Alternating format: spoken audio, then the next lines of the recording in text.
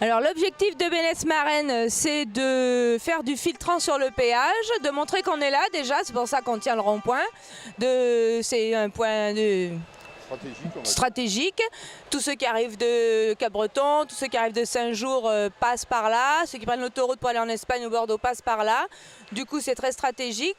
Ça permet d'être vu le jour, la nuit. Alors, ça fonctionne qu'à la base, il n'y a pas de chef. Tout le monde est là de son propre chef. Il n'y a pas de dirigeant. Après, il est vrai que Yann, que vous avez vu, a commencé à avoir la parole facile avec les forces de l'ordre. C'est celui qui était le plus à l'aise avec eux. Du coup, il a été instantanément mis dans les contacts directs.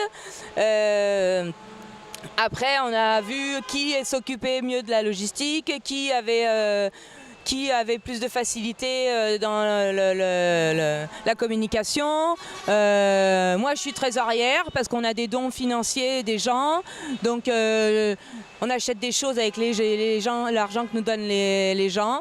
Donc voilà, ça s'est fait comme ça, plus ou moins naturellement, en fonction des qualités de chacun, de leur disposition, de comment ils arrivaient.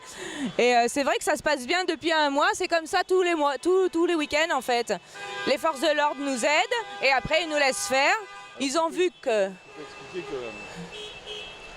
Oui, alors je vais vous expliquer un petit peu le principe de fonctionnement. Au début, en fait, on a, dès les premières manifestations, bien entendu, on a eu quand même opposition avec la gendarmerie. Il faut aussi qu'ils fassent leur travail malgré tout. Suite à ça, on a instauré quand même un dialogue assez profond avec eux en expliquant quel était le problème de notre côté, en expliquant quel était le problème du leur aussi bien sûr, du fait que justement en nous bloquant, ça craignait un petit peu pour la sécurité à certains moments, notamment samedi dernier où ils nous ont plus ou moins obligés à rentrer en force, entre guillemets, sur l'autoroute alors qu'il pleuvait, qu'il y avait beaucoup de circulation. Suite à ça, il en est sorti quand même une grosse concertation avec la gendarmerie en disant bon, ils nous ont bien expliqué qu'ils ne voulaient pas faire la même erreur et que nous, on ne cherchait pas non plus, bien sûr, à l'insécurité des gens, ni pour eux, ni pour nous, bien entendu. Suite à toutes ces discussions, il s'est instauré un petit peu une relation de confiance entre la gendarmerie et nous, ce qui fait que maintenant, on arrive à organiser nos mouvements avec le maximum de sécurité, comme vous pouvez le voir ici, bien sûr. Et je pense que ça va durer comme ça. On va continuer à discuter avec eux et surtout continuer à instaurer cette relation de confiance. Pourquoi filtrer, pourquoi pas bloquer? Alors bloquer, il faut savoir que le mouvement des Gilets jaunes à la base, il est de se battre contre le gouvernement, contre l'État. C'est pas de se battre contre les citoyens, absolument pas. C'est l'intérêt de personne. On s'imagine nous-mêmes au volant d'un véhicule attendant des heures parce que c'est bloqué. Alors ici à Bénesse-Marennes, on n'est pas du tout pour ça. On a préféré opter pour le ralentissement des véhicules.